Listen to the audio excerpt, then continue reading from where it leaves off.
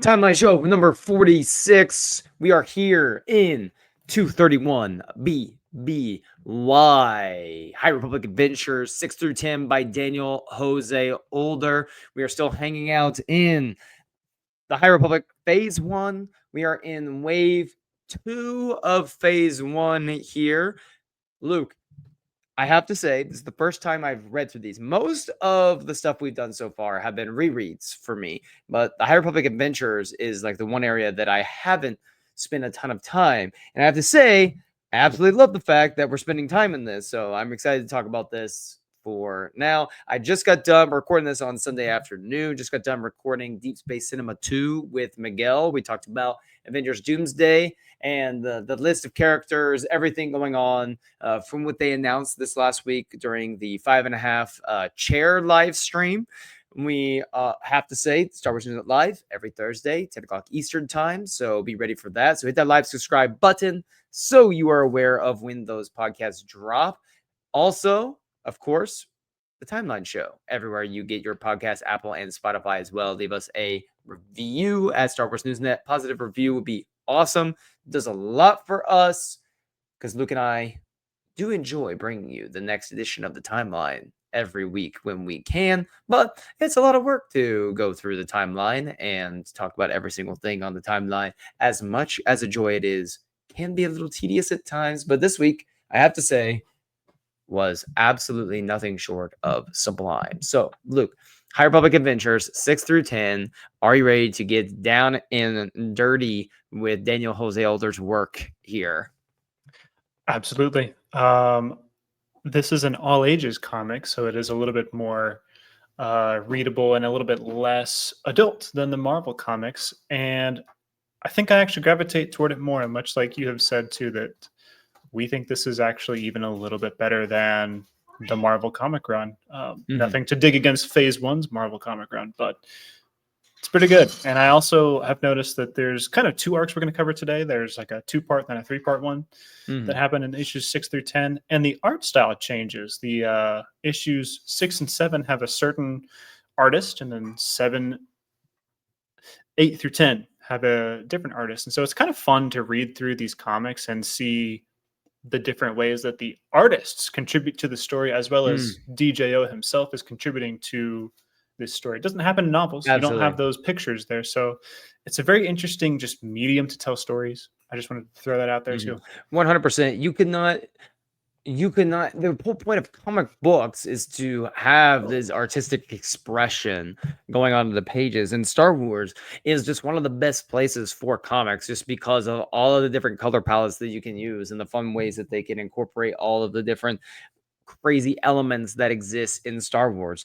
I mean, the first page, the first spread of issue 6 is of a Jedi Master of old, fighting a Sith Lord in the middle of something with 2 Padmans training down below with glow sticks, basically. And I have to say that from a visual perspective, like a visual medium, the comic books for High Republic Adventures here from Dark Horse visually are more appealing to me than the main Marvel run. Now, that's not to say I hate the main Marvel run, and everything going on there, but there's just, I feel like the way they use the colors in this comic spread here, and it feels a little bit more vibrant than the Marvel run. I feel like there is just a little bit more, I want to say, heart in these, where my mind feels like I'm in Star Wars a little bit more than, say, the Marvel, which I think is much more straightforward in a sense. Like, it very much tells the story that you're seeing on the words versus, yes, the words that Daniel José Older is writing here, but the pictures, they kind of expand upon what he's saying a little bit more than just he went here, he did this, and they kind of give a little bit more here. So really love these. Excited to talk about them. Shall we get into the main story here from issue 6, Mission to Barbossa? Yes, we get some Bilbusa, some hut action here. So I'm ready to dive in. Mhm. So we have Farzala and Court here are like the two people we're gonna follow in this, but this is mainly Farzala's story. It's like the first time we're actually getting to know him because the first 5 issues, rightfully so, focused mostly on Yoda on Lula and Zine, and really giving us a nice base to work with on those characters. While this comic run this comic and some of the others, they don't focus much on Lula. We don't have a lot of Lula and Zine in issues 6 through 10. They're there. We deal with a little of the issues that they're going through, but the main focus is going to help us get to know Farzala a little bit more, get to know Quarta a little bit more. And I really like that because as someone who's reading these for the first time, I wanted to get a little bit more from those people because I've heard a lot of people like you on the live show saying how much you enjoyed Quart's story and in these, and you were really excited for it. And I'm sitting here going, this guy doesn't even have words to go with what he's saying. Not that he has to, because I love a good Wookiee dialogue, but he doesn't really have anything going on other than just kind of being another Jedi there with his lightsaber occasionally when they're fighting. And I thought you were just messing with me. And here we are. We get this whole core origin and coming of age moment in the last issue here. But issue 6, Mission to Babusa, we have Farsala and Quart with Master Orbitok and the crew of the vessel making their way to negotiate on behalf of the Jedi Order with the Hutts to form this treaty between like the Hutts and the Republic as they are trying to join forces to fight the Dringir. Yeah, that's a very noble mission. And actually, funny enough, I feel like it does tie really well to what happened in issues 1 through 5 of the Marvel run. We had Miarga the Hutt and her huge just cabal of kind of villains, but they're teaming up with the Jedi to fight against the Drengir. So this is kind of like an extrapolation of that, where Right. if this is going to work and we're going to work together as a team, we might as well form some kind of formal peace, some treaty, some way to like work together, which I love. I love that the Jedi would totally do that. I don't see the Hutts ever honoring that, but it's nice that they would try. Right. And yeah, I really liked Into the Dark by Claudia Gray, and so the characters from there that pilot the vessel, Affy and Geode and Leox. I love those people, and I love to see them teaming up with Jedi here again. And to actually like get Anytime those three show some up, art for them. Yeah. it's exciting. Oh, Yeah. I'm glad you mentioned the art too, because Leox looks amazing in this. Yeah. Like, he looks amazing. I honestly thought he was a bit older. Like I pictured him as a bit older in my eyes I did in too. this versus in this, he kind of looks like a hot hipster dude. Not gonna lie. Yeah, I kind of Which pictured him we always knew he was like a maybe. hipster, Yeah. kinda weird, like weirder, marches to the beat of his own drum sort of guy. But I wasn't getting, hot, sexy vibes from this dude. But I think Leox, like he pulls hard. Like I think he does well for himself if he so chooses.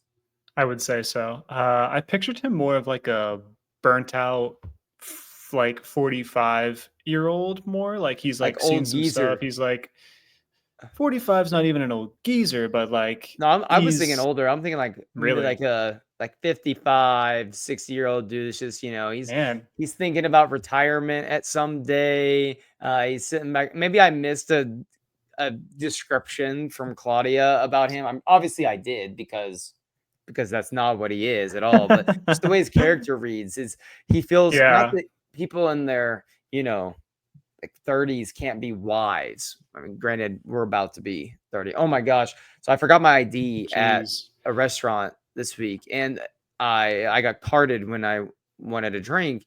And so I couldn't get the drink because I forgot my ID. And Janelle was surprising me with one of my favorite restaurants.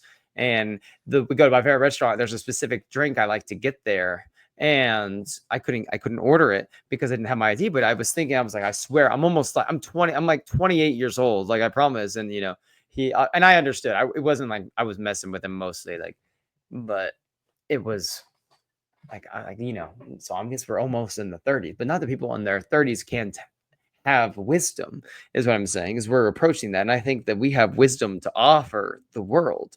But Leox seems like this very wise in his own way. Like he's seen a lot of things. I just Yeah. pictured him being much older than what he is, as someone who would not get carded when he went to the local cantina for a beverage, Yeah. which I know I look like I'm 15, so it's fine. Leox is one of those people who's got a saying for everything, which makes you feel like he has seen everything. He's been around a long time. I think that's what kind of plays into that. Like, it doesn't feel like much would ever surprise him. So yeah, to see him depicted as like maybe 30, older 20s, I don't know. Like, it's kind of surprising, but it's really cool that this comic allows us to see him and to see Affy, who is this really cool character who I really like from Phase 1. Can't wait to see more of, hopefully in maybe one of these last books in the High Republic. But I think if we're going to see her, it's going to be in Claudia Gray's novel. I would think so. I would think. I don't think there's room for the vessel in Trials of the Jedi. Now, yeah. That the crew of the vessel just doesn't feel like a Charles Soule group. You know what I mean? No, I you're think of right. Charles Yeah. Soule, I think very serious. Like this last book's gonna have a very serious tone. But Claudia gave us the crew of the vessel. I have a hard time thinking she doesn't want Geode to be in her last Star Wars story for the High Republic. Right. You know what I mean? Like I have a hard time thinking that we're gonna read Into the Light and Geode, Affy, and the Ux not be a part of that. So I'm going to hold that prediction pretty strongly until proven otherwise.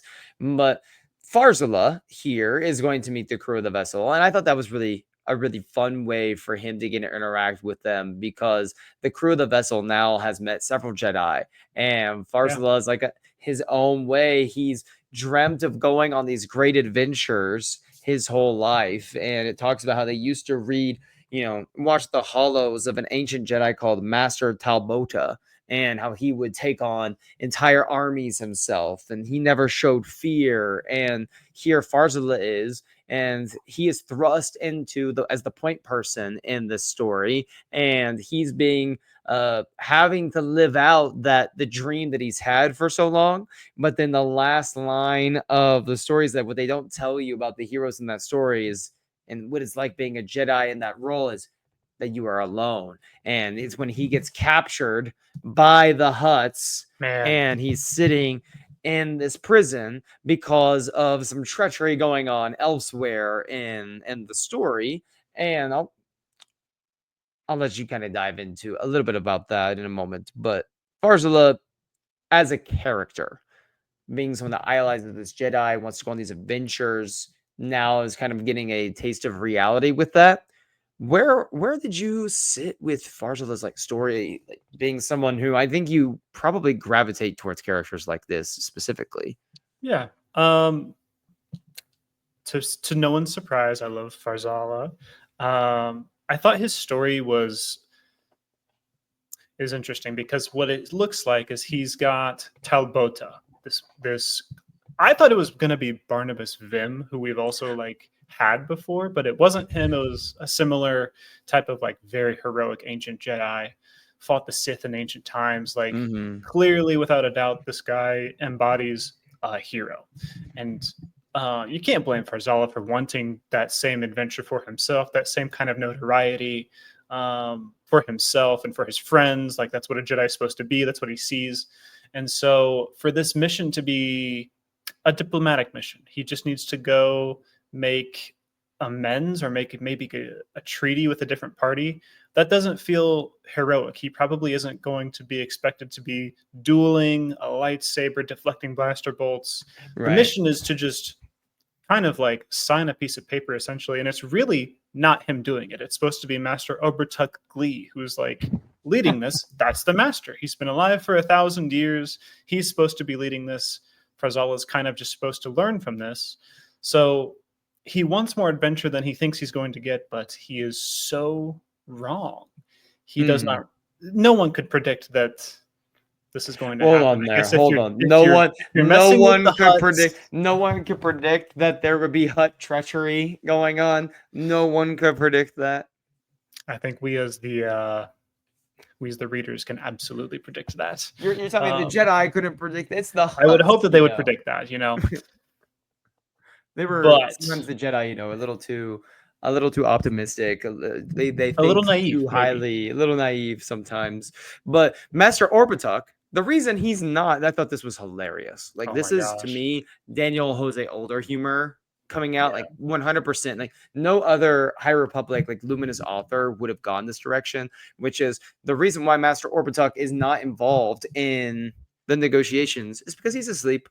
He's hibernating Hibernating. because the people on his planet hibernate with the change of the seasons. But the thing that was hilarious was when they said, "Well, how long does that last?" And I think it was like maybe it was Leox or someone said, "Well, it's been known to last days, weeks, maybe even centuries." And I'm thinking to myself, what if Master Bros just fell asleep? Like, you imagine just falling asleep for 100 years? Just 100 years. This man wakes up 100 years later, what the catch up that you have to do after 100 years of sleeping, which made me think Master Orbitok's over 1,000 years old. How much of that has he actually been alive and seeing the world versus just Right. hibernating? He's How just much sleeping. time has he actually been spending sleeping versus being a Jedi Master? But that's why Farzala is in the position he's in, is because his master is asleep. And we learned that Jabba, did we learn that in this one?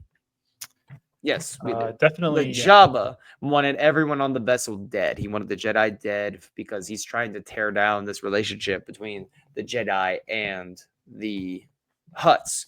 And I loved how we got to see, some Jabba references in here because he's around. There's not a lot of characters that we know of in, starting in the prequels or even beyond that are around at this time. Jabba just happens to be one of them. And it's interesting given how much Jabba seems to have the disdain for the Jedi, and then he ends up relying on the Jedi to save his son, later on, and then presumably in theaters next May we're going to see Jabba's son Rhoda on the big screen, which I feel like bold prediction maybe on the timeline show we're going to get an image of Rhoda the Hutt in a trailer in just a few weeks is my Mhm. prediction. And Janelle's sitting over here wondering, probably not really listening, but she's doing her own work. But if she is perhaps ever to hear this, I'm very curious to see what she's going to think of Rhoda the Hutt, because as she told me in the car a little while ago, is we will begin our journey through the Mandalorian this summer. So she's very excited about that. The long awaited, long promised. It's been coming, long time coming. It's been a long Um, time coming. and you were not gonna let her out of that. I know Oh, that. not at all. I told Not her at all. we're not getting married until the journey concludes. So It's beautiful. You know what else is beautiful? Some Hut play against themselves because we have Scarabda the Hut, who is the person they're trying to make a treaty with. But yes, you've hinted at this. You've told us Jabba actually sabotages the talks between Scarabda the Hut and the Hmm. Jedi. That is why the vessel fires on these peace talks, Right. making Scarabda think that the Jedi are actually there for war, for destruction. Mhm. So we find out that it's Jabba's men that have actually sabotaged the vessel, and have ruined the peace talks because Jabba wants wants the power that Scarabda has. He wants to Mhm. consolidate everything that the Hutts have to himself, Mhm. much like I think any Hutt would. I think they're all very powerful in their own right, but they all want all of it. It's So like the classic, the family aspect of, well, we have family politics. It's like if Scarabta was in danger, like the Jedi were about to destroy them, they probably called the Hutts in, and to some degree, they would help each other out because it's the Hutt Empire. We don't want the Hutts to lose any ground. But the price of that might be Jabba's like, well, I'm now going to take over your territory yeah, here for a little while. So Farzala ends up, he feels like he's all alone. And the next, issue kind of has a few flashbacks between his early days as Master Orbitok's apprentice. You have the crew of the vessel overthrowing, taking care of the pirates on board from Jabba. Ironically, Geode is the one that starts off that whole thing. There's like one pirate that consistently they're talking on the vessel about we gotta find those Jedi and that one girl, and then there's that one pirate that goes, that scary freaking rock that's Yeah. flying around here. He's flying the ship, dude. There's this level of you got all these people are going, why are you freaking out about a rock? And he's like, you don't understand. We even get an image of Court hugging Geode in one of them. But I really love the flashback moments with Farzala and Master Orbituk in this one. Yeah. When all seems lost, the crew of the vessel, or who's left on the vessel, I should say, which is Court and Geode and Affy, and Master Orbituk, but he's asleep. It seems like the three that are awake are caught and ruined, but lo and behold, Master Obertuck wakes up from his hibernation and he is able to completely dismantle the droid that the Hutts brought. Oh yeah. And he has so many arms. I kind of forget what his species is called, but the tentacles where he has yes, freaking how many lightsabers does he have? he's got at least 4 in this image. He's got 5 in this image I'm looking at. Right. So yeah, so many lightsabers. Yeah, he's very powerful. He wakes up and he is able to completely single-handedly turn the tide on the vessel. Mm-hmm. The best part about this comic, though, within the flashback, is Varzala talking about death, and he's very curious about like how has one handled that, and because he's talking about fear, and he knows he's been watching these hollows about not being afraid of anything, but it's the having fear of things that ultimately help to some degree. But Master Orbituk asks him, he's like, do you know why I carry so many lightsabers, young Farzala? And he says, I always figured because you had so many arms. And that's when he says that each one was constructed in the memory of a Jedi Knight who was once one of his Padawans. So it talks about how many Padawans he's had because he's lived for 1,000 years. He's had a lot of Padawans. But Master Orbituk says, but this is what it means to be a Jedi. It means we see the bigger picture. And he says, being one with the Force, and this is one of my favorite parts. It's not just a metaphor or poem to make us feel better. And their passing gives life to the cosmic force from which the living force springs. The Force is real, yes. It moves through us. We feel it all around. Farzal is like, yes, of course.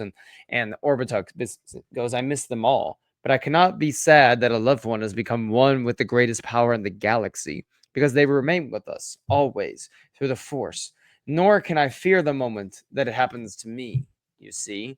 And so Farzala is in his prison, and he's like, I see, Master. He's like, on the day death comes for me, I will not fear it. But then he has the moment of, but today will not be that day, and just forces himself out of prison. And I just kind of got Aragorn, Return of the King vibes, a day may come, but that is not this day. As Farzala was there, he was there, Gandalf. He was there 10,000 years ago.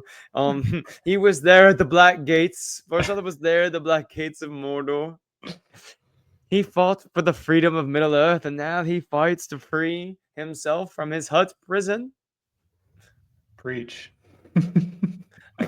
Farzala is like actually quoting and thinking about Viggo Mortensen here, so basically what we need is if they ever adapt this into live action, like Viggo Mortensen is going to play Master Orbituk, and that's like who has to do that. So Farzala can be like, yeah, but today will not be that day.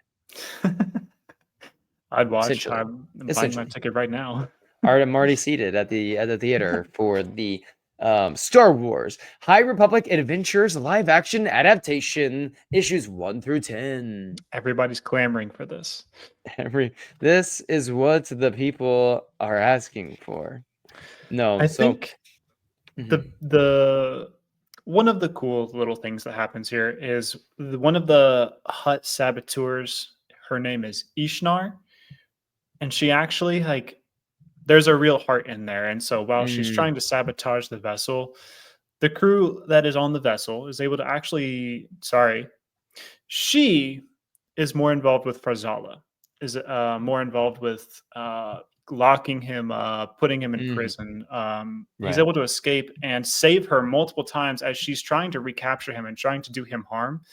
His Yes. ability to not seek revenge, his ability to show peace, wins her over Mhm. and actually flips her to the other side of helping the Jedi accomplish their goal of neutralizing any hostility, which I love. This is like really what the Jedi are about. It's being attacked and not retaliating um, in a way that is like revengeful. It's reacting in Mm. a way that says, "I know that you're an oppressed person too. You're just doing this because it's what you've been taught to do, and there's a better way." I think Right. that's something Farzala actually understands at his young age and is able to impart to Mm. Ishnar and really turns her. I mean, she becomes a big ally for them as we keep going as well, Yeah. which is incredible to see because there was something positive to take away from all of this. And there was a one spread where they had like the images of like Jorah Morali loading Great Storm and some of the other Jedi that or even Yoda that have gone missing or have died at this point from the Nile, and how they become one with the Force. We must not fear. We miss them, yes, but and I think sometimes when I see things like this in Star Wars, I believe there is a misconception of what Yoda meant in Attack of the Clones or Revenge of the Sith when he told Anakin, like, or was it, or did he tell Anakin? Or was this Luke that he was talking to? Oh my gosh, I'm blanking. The line that Yoda says where he's like, miss them, do not. Mourn them, do not. We celebrate that they are become one with the Force. He says something along those lines. Now I'm like thinking, did he tell that to Luke whenever or was he talking to Anakin? I'm like feeling ashamed of myself right I now think that that's Anakin in Revenge of the Sith, and when he's Anakin going to him with the premonitions misconstrued. essentially. Yeah. Okay, I think this is what my gut was telling me, so I'll listen to my gut. But I think the point You're the is quotes guy. no longer, I guess. I'll go see Revenge of the Sith in theater a couple weeks and then be quoting that forever. So the point is, though, I think a lot of people take that as like the Jedi, oh, the dogmatic Jedi, not loving, not doing all of this. And that's not really what I think Yoda was trying to say in that moment. And I think it's applicable to the situation because what I think Yoda is trying to get across is we can't let those that we love that have left us, like we can't let that drag us down to the point where we stop living. Like we can't choose to stop living because of that. We can't sacrifice, the here and now and the lives of the present for those that are moving on to the next great journey.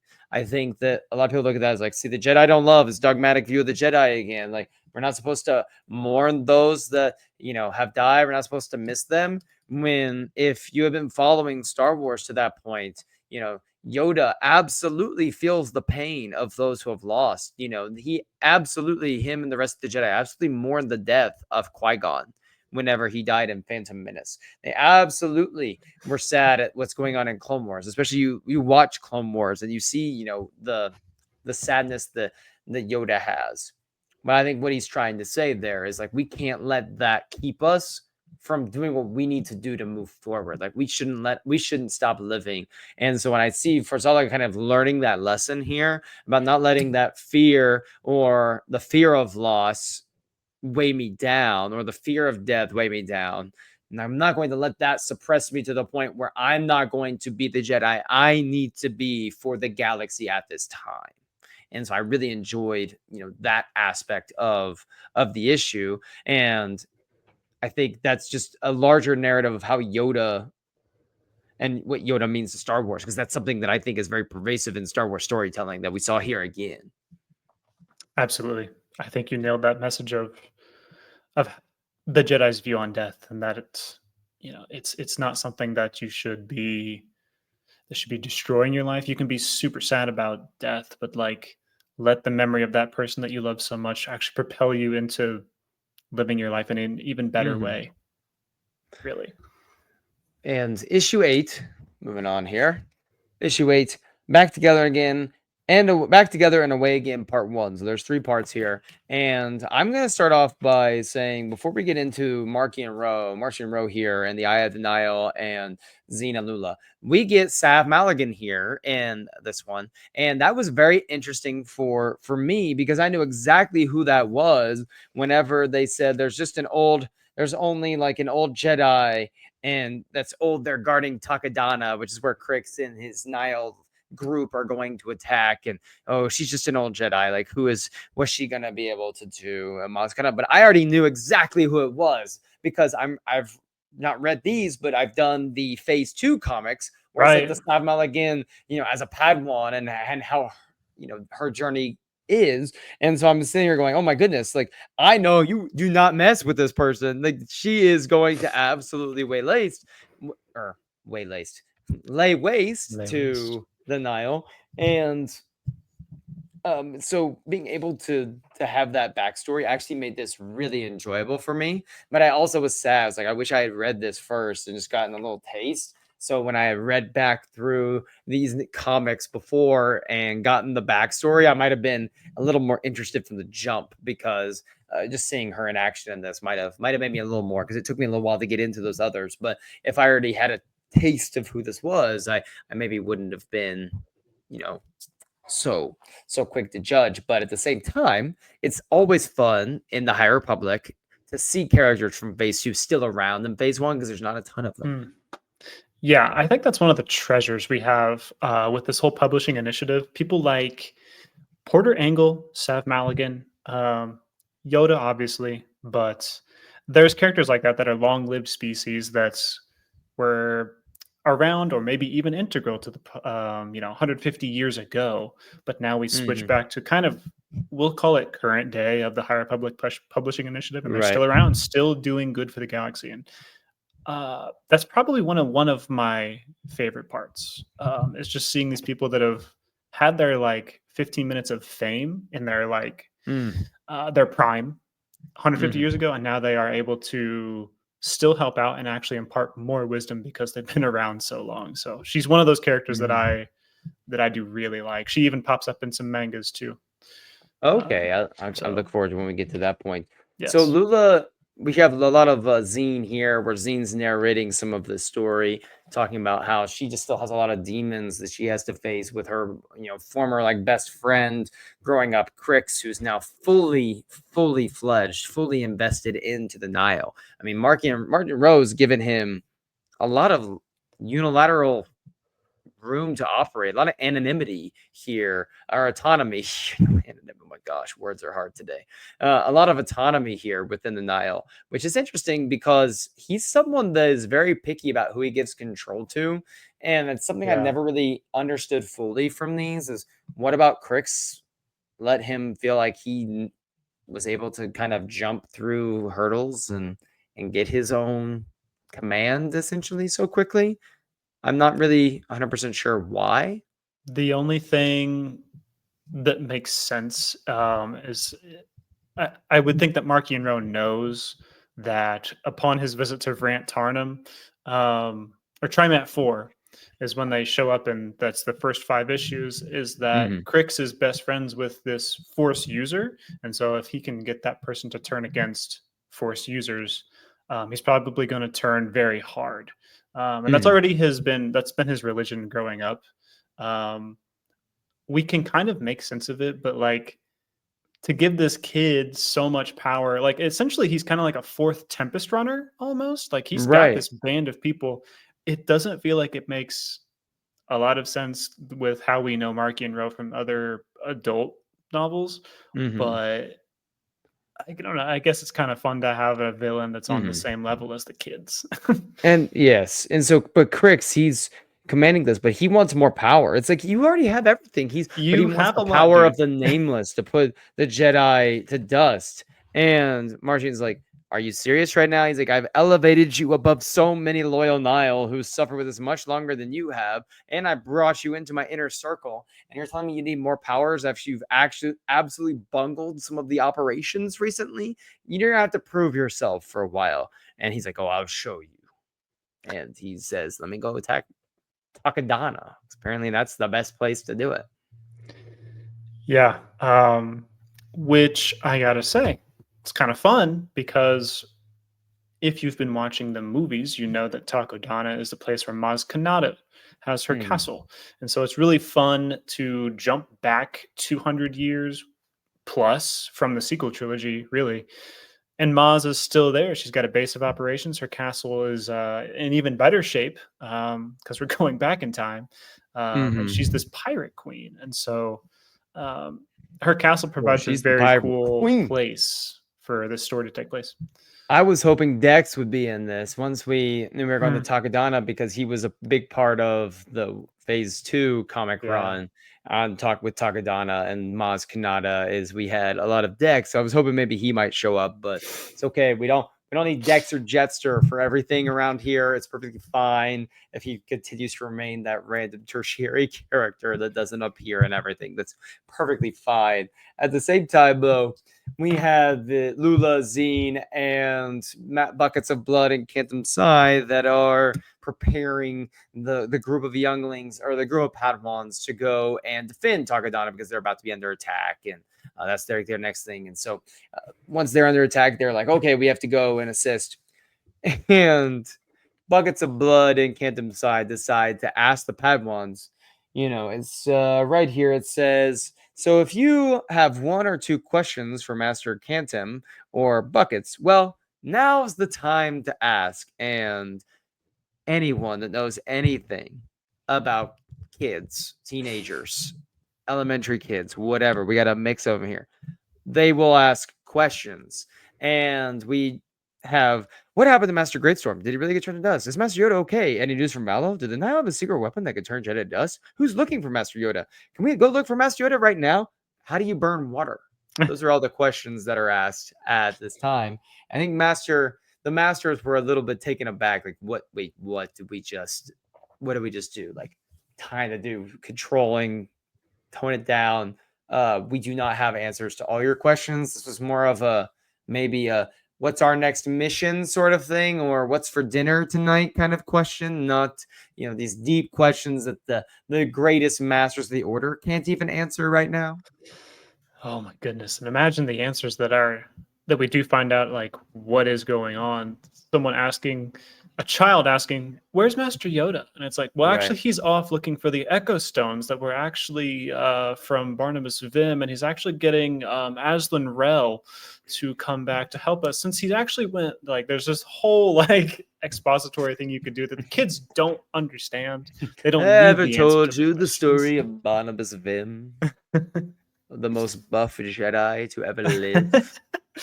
There Low-key, was a funny little high-key. side part here of how Lula's a terrible cook, Yes. and she burned water trying to make the tea, and her tea was terrible because she just burned through the water. I'm like, how does that even happen? Like, oh my goodness. I think that might be a reference to the one-off, like one-shot Galactic Bake Off Which that I did have at the end of this, so I'm like, maybe we I'm like, should maybe cover we that should. as a fun next week. Be fun. So, So they were thinking about leaving Zine behind because Crix is commanding the group of Nile that's right. attacking, but she wants to go. She feels very clear about that. She says that that's behind her. She feels invaluable. She wants to help her friends fight, and there is, this internal battle that's going to make its way out externally at some point is definitely not over. No. Um, the tensions are probably the highest they've been with Zine knowing that her ex-best friend, ex-brother um, is leading Nile forces to blow up a safe haven for people, and also like there's a Jedi temple across the lake from Maz's castle. That is where Sav Mhm. Maligan resides. She is the only Jedi that even still mans that post. Mhm. But there's sacred things there. I mean, it's a Jedi temple. It's a place that's peaceful, and so to learn that her best friend is going to blow up things that are Mhm. good, um, she shows really good growth here, Right. saying that like she's not going to be affected. She is able to go on this mission. She will be able to put those feelings aside, or that she's actually grown past them. That like the anger or resentment she feels like Hmm. no longer controls her. And I think that was awesome to see from her. We have definitely seen Zine grow from being this a little bit naive person hiding her force abilities to now starting to come into her own, Yeah. like you said. So I'm excited to see where that continues to go, because I'm in an interesting point here where I've read Midnight Horizon, so I know like a bit of the future with these characters, but I don't know exactly how they get there. Like that was my first time meeting those characters when I read that book, and I was like, oh my goodness, I absolutely loved Zine Yeah. in this. And then I'm like, who is Lula? She keeps talking about wanting to see Lula again, and Lula's over here. And I'm thinking to myself, oh my goodness, I want more of these two. Why can't they just be together? And I'm thinking, oh, we're getting the backstory here. So issues 9 and 10 is essentially a Quartz coming out party Let's where go. I am surprised, and I actually have a bone to pick with you. Oh Are you gosh. ready for this? Okay. So, first off, what species is Quartz again? He's an it's axolotl. Yeah, okay, that's Axolotl. right. Yeah. So, Axatol or something. We've covered every episode of Young Jedi Adventures so far, except for the season 2. The second half of season 2 just came out, okay? And we haven't done those yet. We're gonna do those after we get through Fallen Star, right? And how many times have I sat here on this show saying that Nubs is the most powerful youngling, uh, like strongest youngling in the galaxy? And here we are, where you have read and seen the spreads of young little Court ripping the arms off of giant droids as like a little baby and just ripping them off, carrying hundreds of pounds of metal up like it's nothing. And you never once, Luke, questioned my statement and put me in my place and said, Tyler, you're wrong. There is a contender to the throne here. We must pump Hmm. the brakes on this. We have to relax before we really settle this once and for all. And I have to say that I felt a little foolish having said that for so long, and here I am reading issues 9 and 10 and seeing that like Court has something to say here in this competition. Um, let's see. Can I defend myself? I'm feeling like maybe not because I kind of just get really into higher like Young Jedi Adventures when I'm watching it. I don't really think about anything Right, else. I'm really into right, it, right, but right. I did look it up. It's Aloxian. That is a species, but Oh, man, is okay. he a strong baby. We find out that really this skull that he's wearing for the Hmm. entirety of the comic so far is needed to like help suppress the uncontrollable power that is in Hmm. these like babies of all this species. So yeah, he's able to without the mask, he's completely unbitted, uncontrolled. Hmm. He's a bull in a china shop. Hmm. And when he's discovered as a child by Maz Kanata, like one of her people, and she kind of takes care of him, and then they see him using the Force, so she calls in Sav, and the two of them kind of work together to figure out what to do, and ultimately, Sav calls Yoda in, and the two of them. He is when Court leaves with Yoda, but Sav, she imparts a lot of wisdom to him before he leaves, and a lot of care and love, and essentially says how, hello Maple, how are you? That's not what Sav says to Corp, but sorry, talking to your cat, Luke.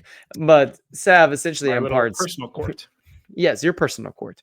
Sav imparts that wisdom of to this little child of, you can wear that skull as long as you feel like you need to. Don't feel pressure to take it off because of what people say or what people do and how they act around you. Just continue to be yourself.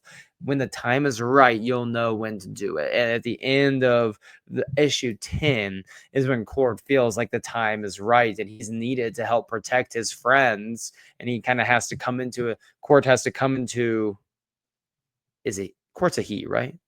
Or am I Yeah. wrong? Okay. Yep. Okay.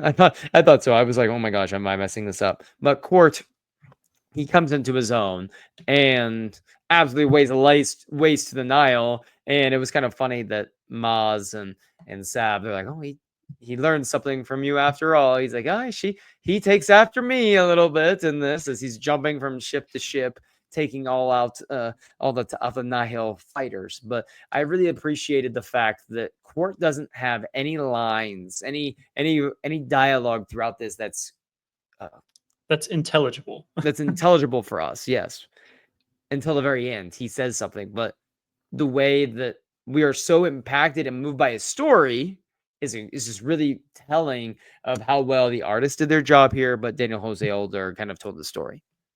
Yeah. I think there's a fun parallel here where issue maybe eight or nine is where we get Sav going to town on these Nile fighters Oh that come yeah, in. And she's you mentioned that she's jumping from ship to ship, she's disabling, she's completely bad A. And they think that they've got everyone down, but these two Krill sisters, those are their last names, Sabata and Breen or something, right, they have quote unquote defected. They're faking it. right. And it's Sabata Krill who plants a bomb in the Jedi temple and it blows up. And that is the catalyst for Court. Um, Hmm. Everything is destroyed. It's an extremely traumatic situation. Hmm. Is it's kind of it's interesting because he didn't even choose to like take his mask off. It blew up Hmm. in the explosion. So it wasn't even his choice, but it was the time that the Force needed him to grow up. And so for Yep. that, he kind of picks up the pieces and looks through them and decides like this thing has shattered, like the time has been made, like I have been called, it's time to go. And so he has his own montage of taking out Nile. He's his own Hmm. version of BA, just like his quote unquote master Sav, his mentor. I just like the parallel of like Sav jumping ship to ship, him Absolutely. jumping ship to ship. Like it's awesome. Can we get a story with the two of them just jumping ship to ship, slicing through, dicing up things, and going to town? That'd be great. We see a little bit more of that action in Phase Three's Young Jedi, or sorry, Oh, High Republic Adventures too. So, absolute cinema.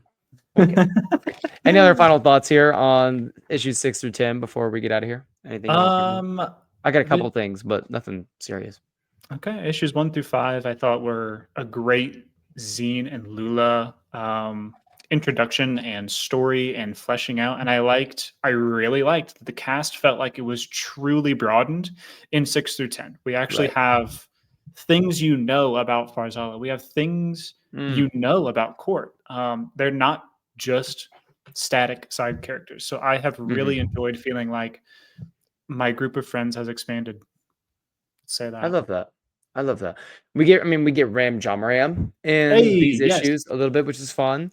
And I really appreciated getting some more Ram. Anytime Ram makes his way into the stories, it's always brings a little smile to my face. He's not my favorite character, but he's very I could add endearing. something. Go It's for it. just that 6 and 7, I think would take place before Race to Crash Point Tower. Hmm. 8 through 10 take place after. So, like, we've covered that book on the channel. 8 through 10 pick up with, like, hey, everybody, Valo just happened. That was insane. Here's my friend Hmm. Ram. And so Yeah, we know him. And now because it's really 6 and fun to, 7, like, yeah. have him introduced here. Well, they introduce too. They have a little bit of right after Crash Point Tower happens. They save it and they go straight back to when they're going to go protect the Jedi Val. They give you a little bit of that to bridge the gap and to why he is now a part of the group on the ship going around helping people. So I did like some Jam Ram stuff.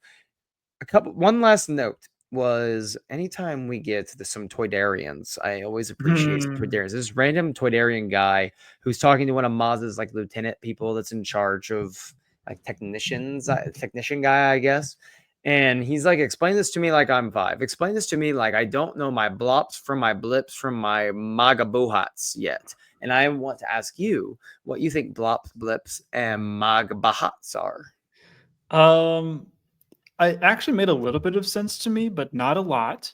He, I think, is looking at like a radar and he's trying to like make sense of what is happening because there's so many Yeah. dots or so many Nile coming. So it was like help me make sense of these blips and blops. And I was like, okay, yeah, like I could call those blips and blops. And then he says the Magabahats. Magabahats, and I was like, Magamuhat. you lost me there. So I love that there's maybe even just some culture that I'm not aware of for these Toydarians. Toydarians being on the pirate plays makes totally sense. Like it makes too much sense. The mind tricks don't work on Only them. money. Only money. Fantastic. Fantastic. All right. Next week, we're going to be talking about. Wait, what are we talking about? 6 through 10, Marvel's High Republic run. There we go. There we go. Give everyone that. Tempest Runner coming up after that with the Fallen Star coming up on issue 50. So next week, 47, Marvel 6 through 10. 48 will be Tempest Runner. 49 is something. What am I forgetting? Because I think we timed it up to where Fallen Star would be 50, but I think I'm forgetting something. There might be something we need to move around because I'm looking at the spreadsheet. It says 50 would be Mission to Disaster, but we might move some stuff around in the coming weeks. But yeah, that's what it's looking like. We've got the 6 through 10 of Marvel, Tempest Runner, Fallen Star, Mission to Disaster, Midnight Horizon. It's all in our future. Maybe we'll just do like Bake Show or something for one, and that way Fallen Star can just be a perfect 50 sort of thing. Maybe yes, that sounds good. That works perfectly. All right. Thank you, everyone. See you next time. Remember, for Light and Life, we are all the Republic.